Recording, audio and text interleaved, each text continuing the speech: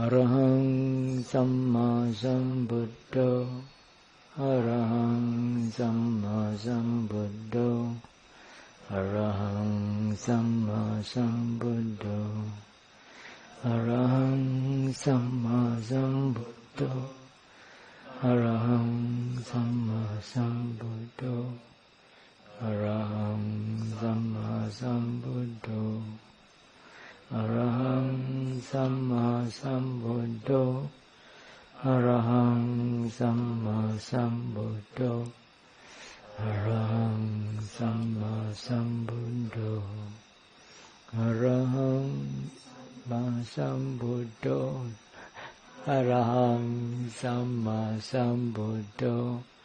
Arahang Samma Sambuddho. Sukhino wa khemino hondu. Sukhino wa khemino hondu. Sukhino wa khemino hondu. Sabba satta bhavantu sukhidatta. Well and secure may all beings be. Well and secure may all beings be. Well and secure may all beings be. May all beings be happy at heart. Sukhino wa khemino hondu. Sukhino wa khemino hondu. Sukhino wa khemino hondu. Sabba satta bhavantu sukhidatta. Well and secure may all beings be. Well and secure may all beings be. Well and secure may all beings be. May all beings be happy at heart. Sukhino wa khemino hondu. Sukhino wa khemino hondu. Sukhino wa khemino hondu. Sabba satta bhavantu sukhidatta. Well and secure may all beings be. Well and secure may all beings be. Well and secure may all beings be. May all beings be happy at heart. Sit with your back straight.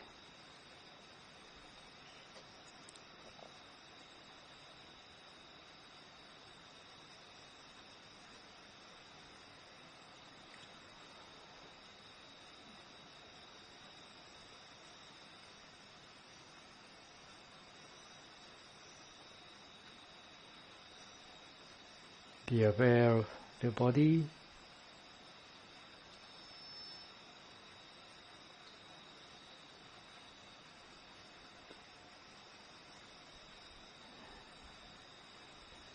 Just feel the general sense of being seated.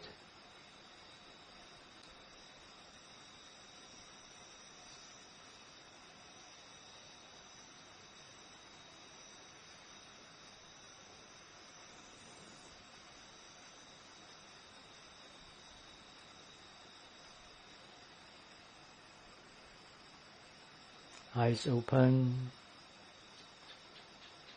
back straight, body relaxed.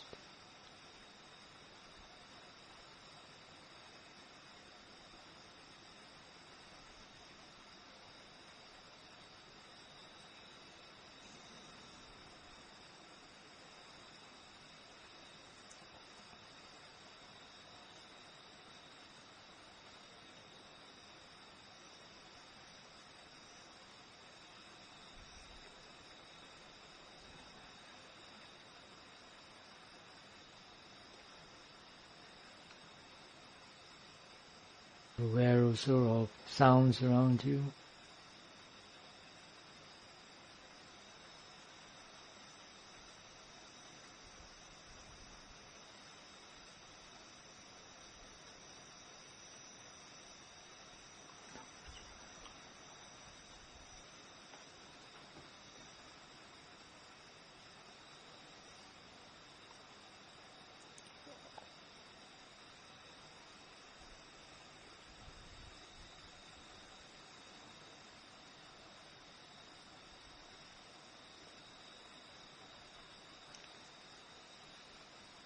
try to stay with your body even when you're listening.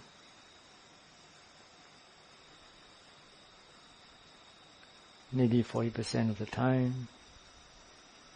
Or maybe you can go back and forth between concentrating on what is being said, looking at the mind's reaction, how your mind is processing the information, and checking your body every now and then. Yesterday I talked about 3 Pali terms that are related to the mind: Citta, Mano, and Vijnana. I talked about Vijnana as bare awareness. Vijnana in the sense of the 6th sense consciousness. Eye consciousness, ear consciousness, nose consciousness, tongue consciousness, body consciousness, and mind consciousness. Then I also talked about Mano. Mano is usually translated as mind or intellect, and in the scheme of the 6th sense basis, it is equivalent to the eye as an organ. The eye is an organ for the sense of seeing. Mano is the organ for the sense of knowing through the mind. The difference is that for the 5 sense organs, they are physical or material in nature, whereas Mano is immaterial. I also said that each of the sense consciousnesses only barely aware of an object. Eye consciousness, for example, can only be barely aware of colors. Ear consciousness can only be barely aware of sound. It's the same with mind consciousness. Mind consciousness can only be barely of a mental object, whatever it is. What is it that recognizes and feels and makes decisions, makes choices? That is not the job of consciousness. That is the job of the other 3 aggregates. If you remember the 5 aggregates, the first one is form, second is feeling, third is perception,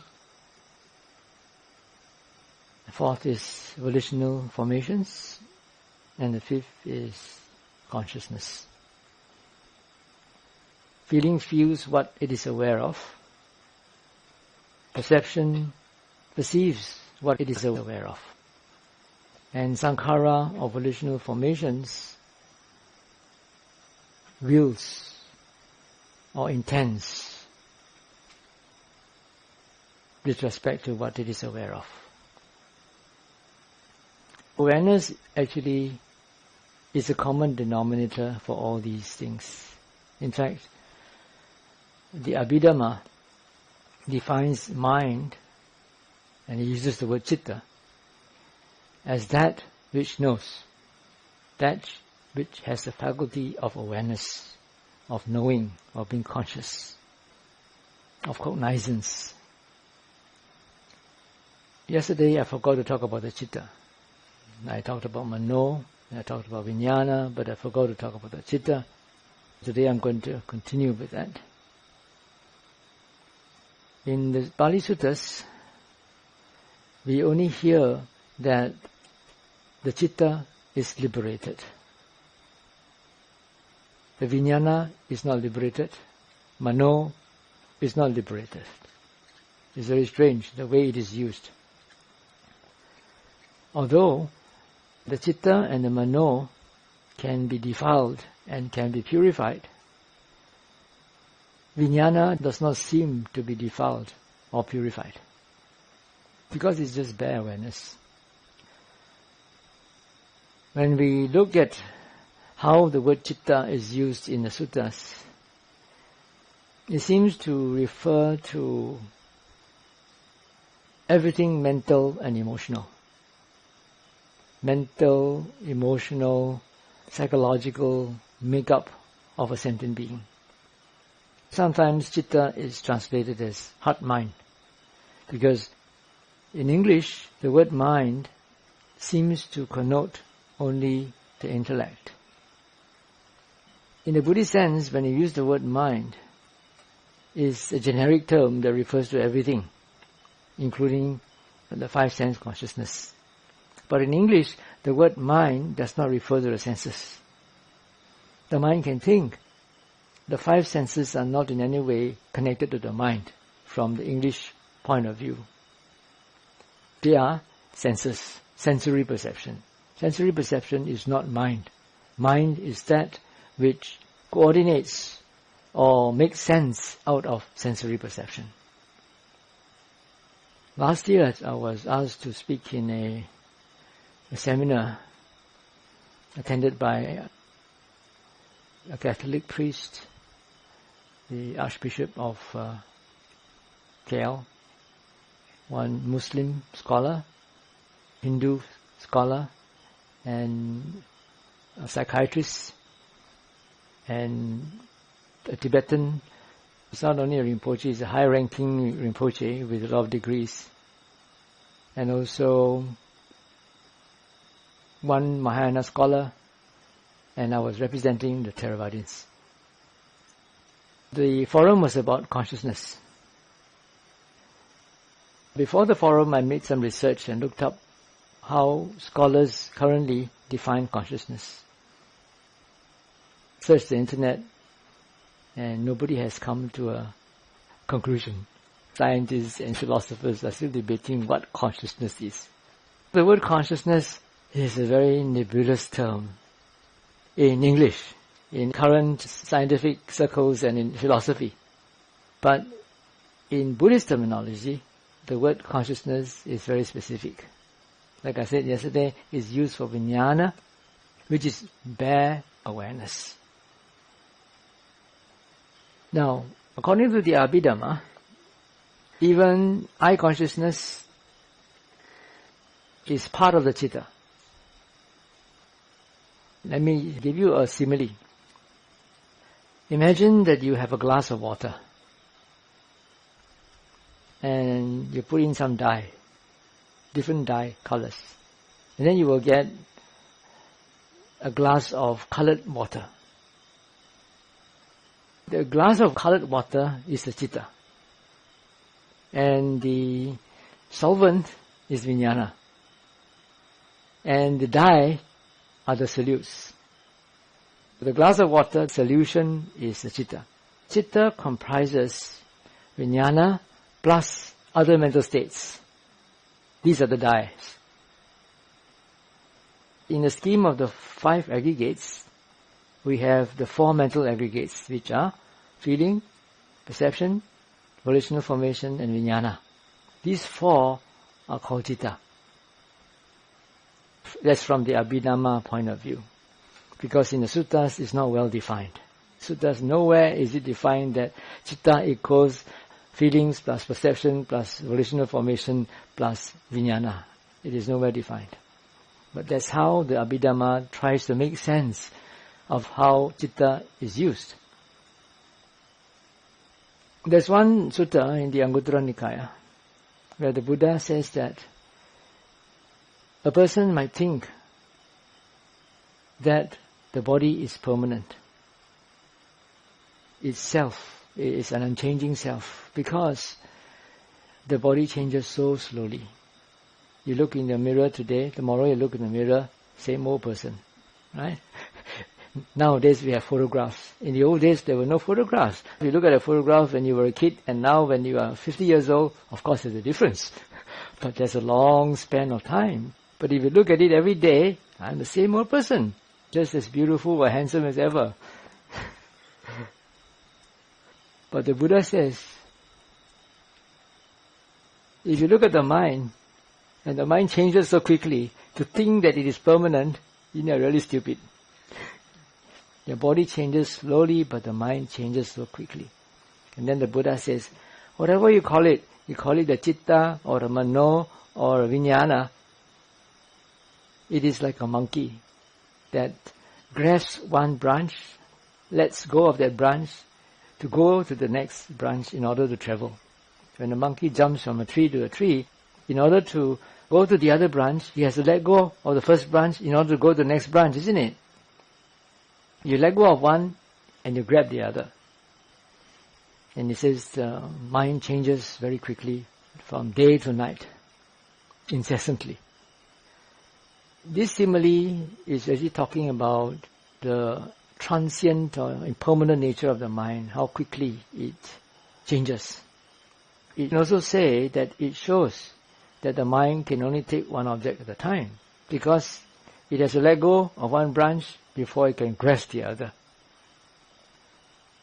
So in this simile, the Buddha said that whatever you call it, whether it's the Citta or the Mano or the Vijnana, it changes very quickly. But there's really no single sutta or no series of suttas that try to connect Citta, Mano and Vijnana together. We have to take bits and pieces here and try to connect them together.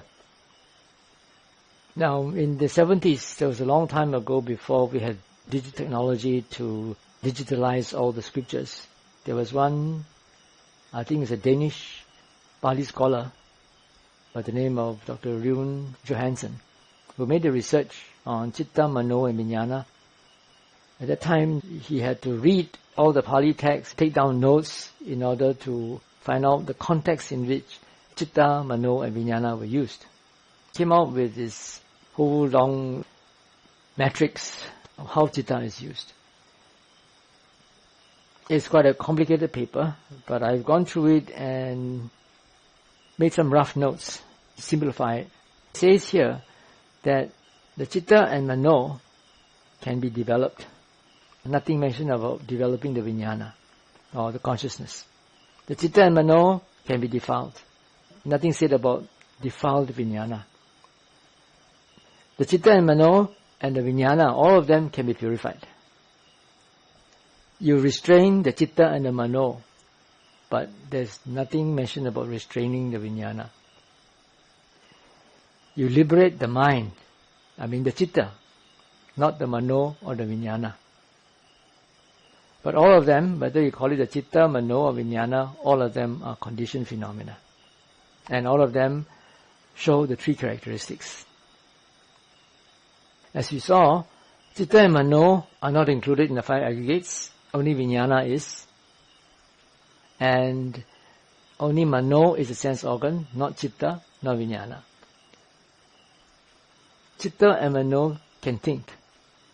But Citta is the one that feels. Mano doesn't feel. Mano is like the intellect. It thinks, conceives, it understands. But the Citta is the one that can do both. It can understand as well as it can have feelings. And only the Mano is the coordinator of the five senses, not Citta or Vijnana, the way it is used in the Pali Suttas. To sum up, when you use the word Citta in reference to the mind, it is the composite whole, the heart mind. In many Asian cultures, the word heart and the word mind are synonymous. In Chinese, Sim is both heart and mind. But in English also we have idioms which refer to emotions, which refer emotions to the heart. He is hard-hearted, he is soft-hearted, he is big-hearted, and he is broken-hearted. All these emotions are related to the mind. And when you feel emotions, you don't feel it up in the head, you feel it here. That's why you have this idiom, broken-hearted. Emotion is in the heart. The Citta is actually both heart and mind. It's both emotion and intellect combined together. Somebody asks, where do the defilements reside? Where do they come from? This is a point of controversy, because even right now scholars are trashing out where the defilements are. There's only one sutta in the Pali Canon, which says that the mind is luminous and it is defiled by visiting defilements. To give you a more literal translation, the Buddha says, luminous monks is this mind, and it is defiled by visiting or incoming defilements. An uninformed worldling does not know that according to what has occurred. Therefore, I say there is no Citta Bhavana, development of the Citta, for the uninformed worldling. That's one sutta. It's in the Anguttara Nikaya Book of Ones. The second sutta says something else, which is very close. It repeats, luminous monks is this mind, and it is freed from the visiting defilements. An informed disciple of the Noble One knows this according to what has occurred. Therefore, I say there is development of the mind, development of the Citta for an informed disciple of the Noble One. There's just a tweaking of a few words. First paragraph and the second paragraph. One is maybe the negative and one is the positive. One is showing that the mind is luminous and it is defiled by visiting defilements. The second one says still the same thing. The mind is luminous, but it is freed from the visiting defilements. Some scholars, based on this, say that the mind is intrinsically luminous. And all these bad guys are outside. They are visitors. They are not the residents. And this has led to the concept of the Buddha mind, the Buddha nature in the Mahayana, as well as in the Tibetan tradition. They talk about the Tathagata Garbha, the womb of the Tathagata, which is inherent in all living beings. There's also another sutta in the Samyutta Nikaya where the Buddha says that this mind, when it is defiled by the visiting defilements, which are the 5 hindrances, then it will not be luminous, it will not be malleable, it will not be ready for eradicating, or rather destroying the inflows of the taints. Let me read to you a more literal translation. He says here, so too, bhikkhus, there are these 5 corruptions of the mind, corrupted by which the mind is neither malleable, nor wieldy, nor radiant, but brittle, and not rightly composed for the destruction of the taints. My personal view is that, based on these suttas, it seems that the mind is intrinsically luminous. And these defilements are the outsiders, and they come in to corrupt the mind or defile the mind. It's just like giving you a simile, saying the moon is bright, and it is clouded by passing clouds. And then the next sentence it says, the moon is bright, and it is freed from passing clouds. So would you conclude that the moon is intrinsically bright? On the one hand you could. On the other hand you could say, no, the moon is not bright. It is only a reflection from the sun. Right? Based on these couple of suttas, different scholars have got different interpretation. Some scholars argue that if you say that the defilements are outside there and they are visitors, therefore when one becomes an arahant, then these defilements are outside there but they cannot come in. These defilements, what are they? Are they another living being? Are they hanging around? That is another point of argument. But there's also another interesting modern simile that I use. I say that it's like your immune system. If you have a good immune system, there may be a lot of viruses and bacteria hanging around, but they cannot harm you. If your immune system is not strong enough, the viruses and the bacteria will go in and create havoc, and you fall sick and you can even die. The same with the spiritual immune system, which means that if your mind is well developed, then the defilements cannot come in and invade you and cause havoc. And yet, having said this, there are also suttas where the Buddha says that the Arahant has eradicated the defilements. He has uprooted unwholesomeness, which is greed, hatred and delusion. I don't suppose we can take this at face value, because the Buddha uses terms quite loosely sometimes, depending on the idiom of that day, the idiomatic usage of certain words.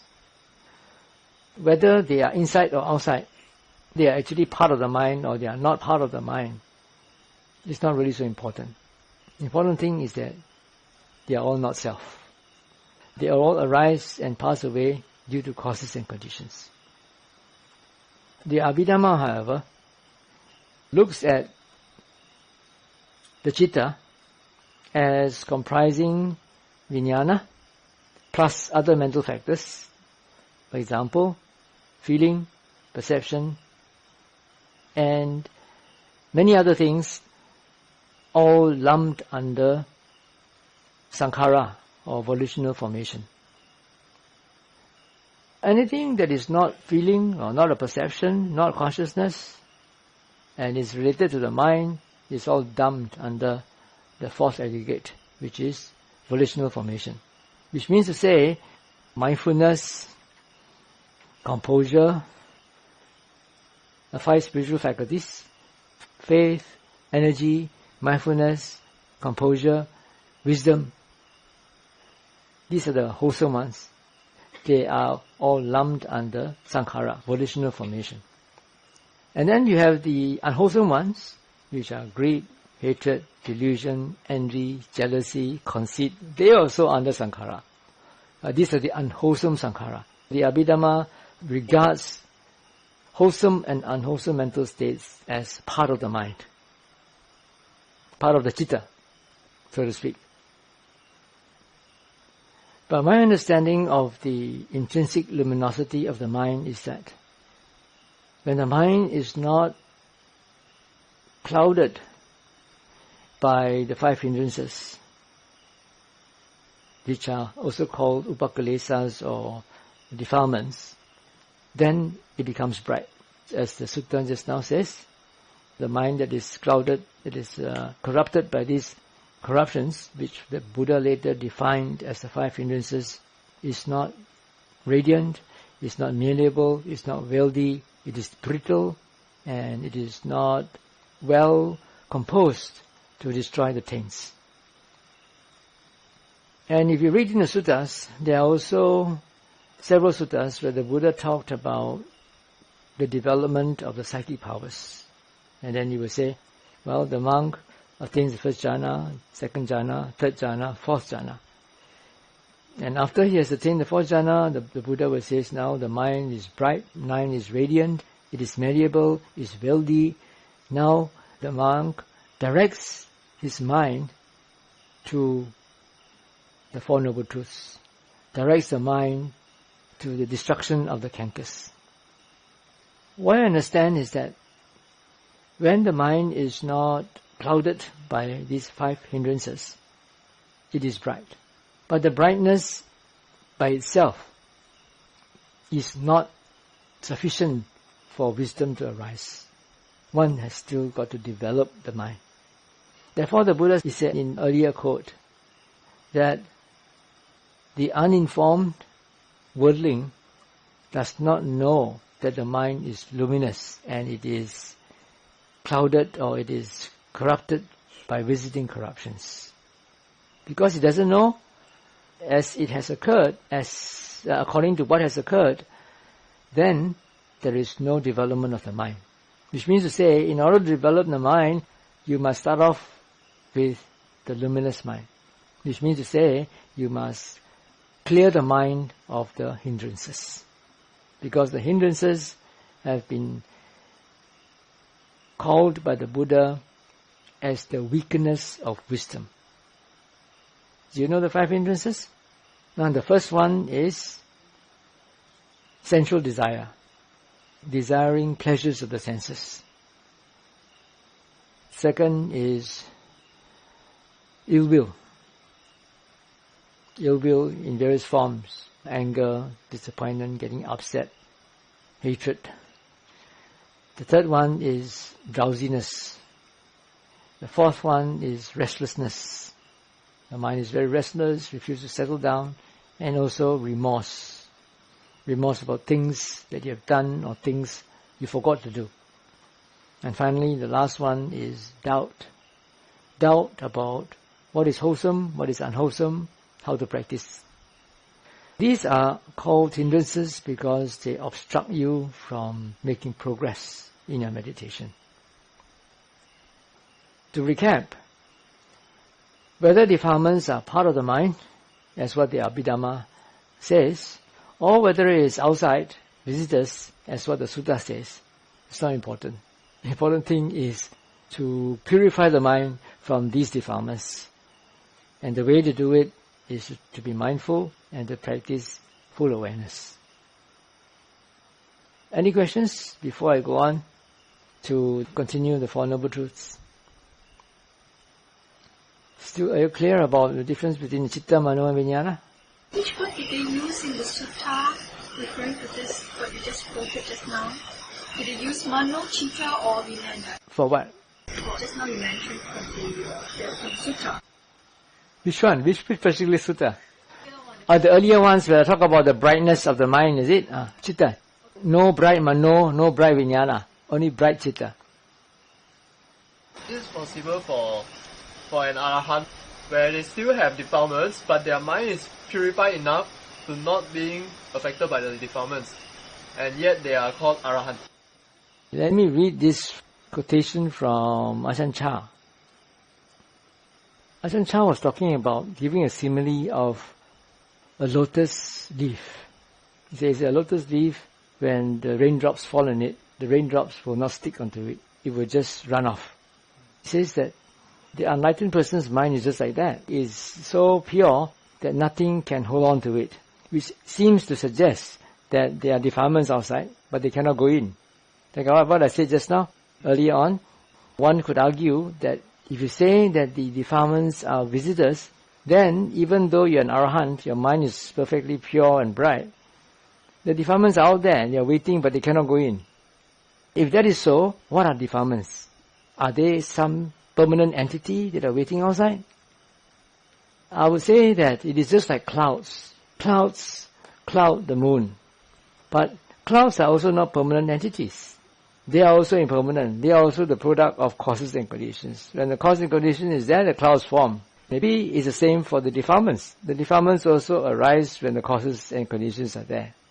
But even though they arise, they cannot invade an Arahant's mind. Clear enough? Don't worry whether it's inside or outside. Just practice Satchisampajanya. Whatever arises and passes away, look at the cause and conditioning, and it's not you, not yours, not yourself. Okay, let's come back to Four Noble Truths. Yesterday I talked about the first and the second Noble Truth. In the first sermon, the turning of the wheel of the Dhamma, the Buddha said that these Four Noble Truths has got certain functions. The first Noble Truth is to be fully understood. The first Noble Truth is a Noble Truth of suffering. The second Noble Truth, which is the cause of suffering, that equals craving, that is to be abandoned. The third Noble Truth, which is the cessation of suffering, that is to be realized. And the fourth Noble Truth, which is the path leading to the cessation of suffering, that is to be developed. But in order to know or fully understand the first noble truth of suffering, you have to develop the fourth noble truth, which is the path or the way leading to the cessation of suffering. Because most people tend to run away from dukkha, tend to run away from suffering, especially very obvious suffering. And many people also instinctively know that you can run away from suffering by avoidance. For example, when people have very, very serious, obsessive, unresolved issues, then they resort to drink. They drink a lot of alcohol, they get mabuk, and they get all drunk, and they forget all their worries. That's one way of escapism. But that's not a healthy way, because you affect your body and also you affect your environment. Some people, they go gambling, play mahjong, go casino, do some activity to distract their mind from those obsessive thoughts. This is basically the principle of 561. They know that if they occupy themselves with something of the senses, then they'll forget their obsessions. But that's the wrong way. By indulging in the pleasures of the senses to distract their attention from their obsessive thoughts, they are creating even more bad karma. They are entangling themselves in an even greater entangle. But the Buddha says that you have to understand suffering. Whether it is very gross suffering, like I was telling you yesterday, try to make this a part of a practice in your daily life. Whenever you feel upset, whenever you suffer, you're disappointed or you're angry, look at yourself. Why are you angry? Why are you disappointed? When I was a layperson, before I even started to do any formal meditation, that was what I did. I didn't learn any meditation yet, but at that time I was very impressed by the Four Noble Truths, and I tried to put that into practice, tried to find out if it was really true. Whenever I felt sad or disappointed or angry or upset, I would ask myself, what's the cause? Invariably, it is clinging. It is attachment. Attachment to an expectation. Clinging to a belief. Clinging to an idea, to an opinion. And when people don't live up to your expectations, what do you feel? Disappointed, of course. Frustrated. Cannot get what you want? Frustration. As I saw more and more of that continuously, life becomes meaningless. Because most lay people are driven by gross desires. Even monks are driven by desire, renunciants. If they were not driven by desire, they would all be in the forest meditating 24 hours a day. It's because they cannot do it. That's why they do other pastimes, like teaching you guys. Reading the scriptures, trying to piece the jigsaw together. These are all pastimes. For the real work, it's not so easy. If you really want to be really continuous and watch your mind, it's not an easy task. As you can see, within a 1 week retreat, before you start the retreat, you're so enthusiastic. Wow, I managed to get my leave. I'm going for my retreat. You come here after 2 days, boring, the same old thing. Same old sound, same old size. I thought SBS was very beautiful. Every day you pass the same road, it's the same thing. In that suffering, the cause of suffering is craving. But these are the gross form. But even contemplating and reflecting on the gross forms of suffering can lead you a long way. Don't just think that you must come into a retreat and meditate and get samadhi, get the jhanas, and then only you can penetrate the Noble Truth. No need. You can penetrate the Noble Truth at that gross level in the world enough for you to make progress. When you can see that the cause of suffering is desire. Every time you suffer, look at it. Be honest. It is desire, it is attachment, it is clinging. to an expectation, a view, an opinion, a belief. So every time you look at it and every time you realize it, you peel off one layer of the onion. Every time you look at it, you peel off. And what happens is that eventually you have less and less desires. And then people think you're weird. I'd like to tell the story of one of our typing devotees. The husband is not as spiritual or as devoted as her. But she would come for dana and she would listen to our instructions on how to meditate. And we always teach people how to do daily mindfulness. Because we feel that that's the most effective and useful and practical thing to teach lay people. She listened to us, she tried to follow that in her daily life. And then she found that she didn't want to mix around with people. Automatically one becomes very introverted because you're looking inwards and you find that all these desires that you have when you socialize with people, this causes you even more suffering. Less desire, better. Don't go and mix around. Stay with yourself. That's one weird thing. The next weird thing is that she cut down on her shopping so much that the husband got worried. There's something wrong with my wife. And then, even worse, then one day she came here for a retreat. I think she didn't tell her husband that she came here for the retreat. And the husband called up our chairman and said, I'll call the police, you better bring my wife back. It's very normal that if you really put the Dharma into practice in your daily life, this is what's going to happen. You'll have less desires, you won't shop so much, you'll spend less. Maybe you will not even put cosmetics so much, or even none at all. And that's a fact of life, isn't it? The less desires you have, the more contented you can be, the more happiness there is. What is happiness? Happiness is being contented with what is. Correct? It's because you're not contented with what is, that's why you have ambition.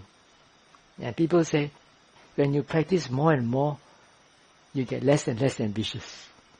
Because you don't feel the need to be ambitious anymore. You're contented with what you have. Of course, if you still have a lot of obligations, you still need to pursue your desires. But you can be selective. You can prioritize. This is an obligation. I have kids, I have to work enough to feed them, to send them to university and so forth. It is something that you have created in the past, so you have to follow it through. But you also know that you will curtail other desires that can bring more unnecessary suffering. Yeah, no need to bring more. Enough already. This is enough suffering to go through. So automatically there will be more contentment.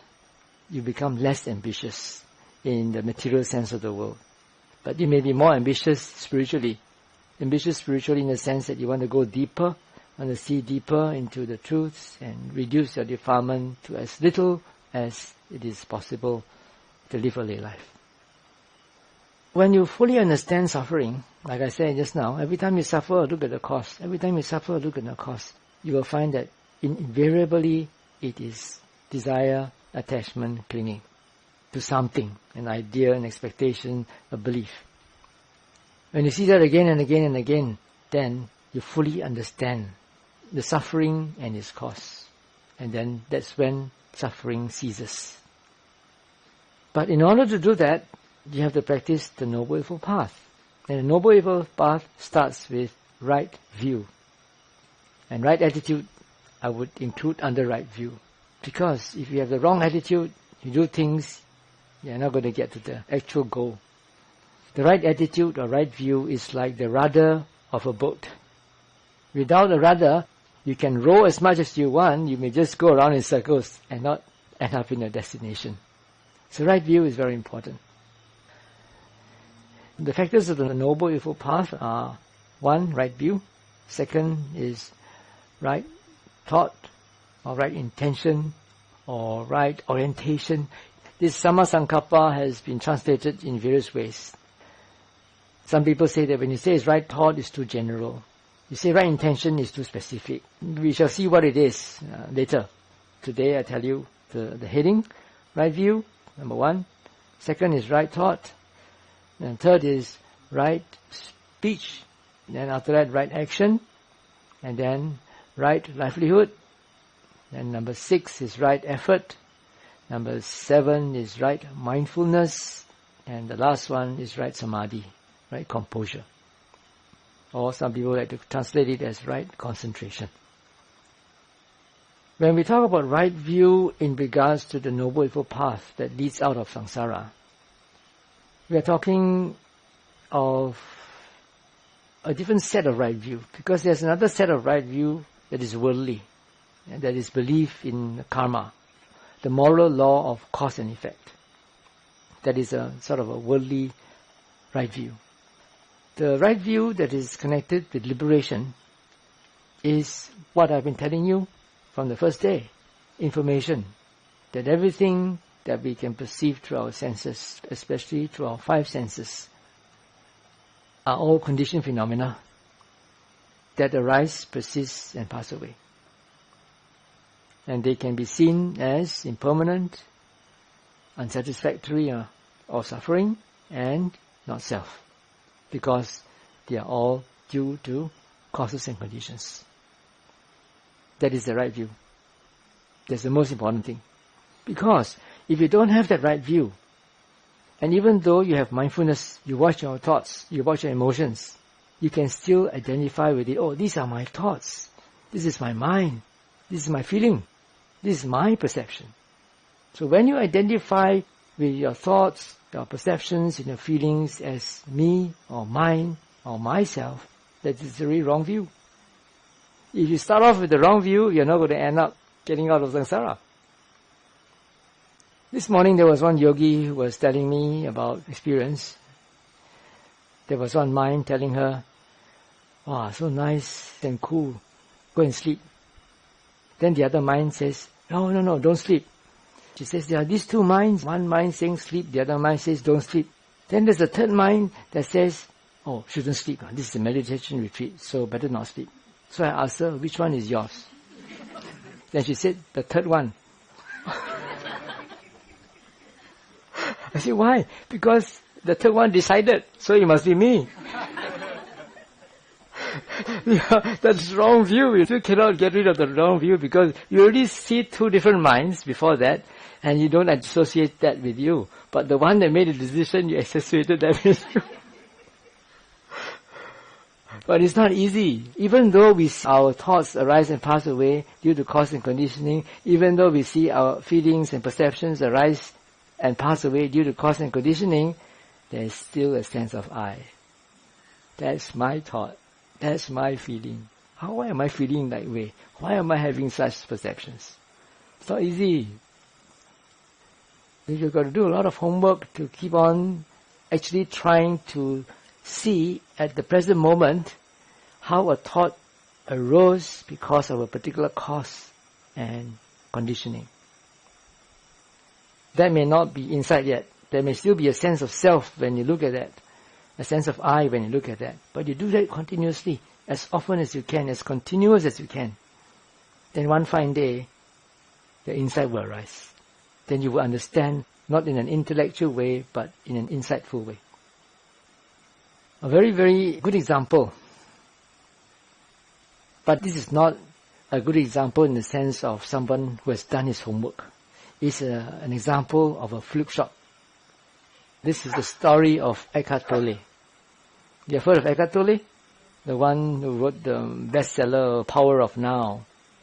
He was in 2013, in one survey, he was graded as the most influential living spiritual teacher in the world. He was number 1. Number 2 was the Dalai Lama. Number 3 was one guy who just died, Wayne Dyer. 3 of them. And he got famous because of Oprah Winfrey. Coming back to his story, he was born in a broken family.